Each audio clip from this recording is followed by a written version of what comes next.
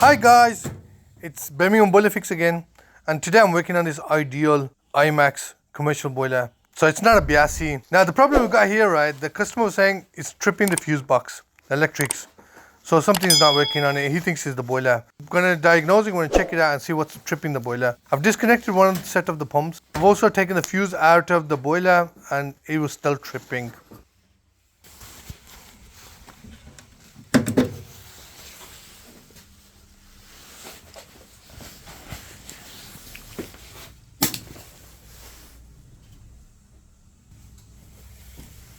It's not the boiler. It's not the boiler then. Sorry? It's not the boiler. Here you go. I've turned up the power supply to these two pumps and it's staying on. Staying there, yeah. There you go. See?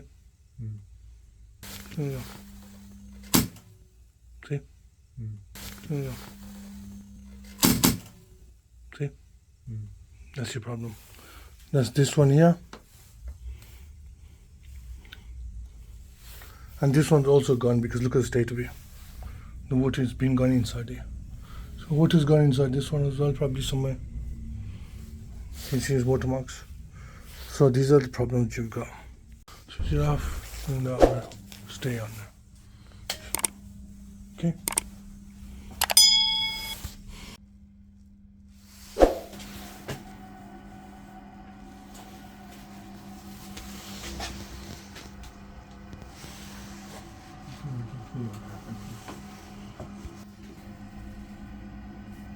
Take the thing and find out how much went to. Right guys, sorted the commercial boiler out. It was tripping the electrics. It was due to the pumps. So we sorted that out, disconnected the pumps. We got the boiler working. It's only working by one zone. So it's giving some hot water in one part of the house anyway. So right now, it's giving something. Till I get new pumps and fit them in. Till next time, Birmingham Boiler Fix.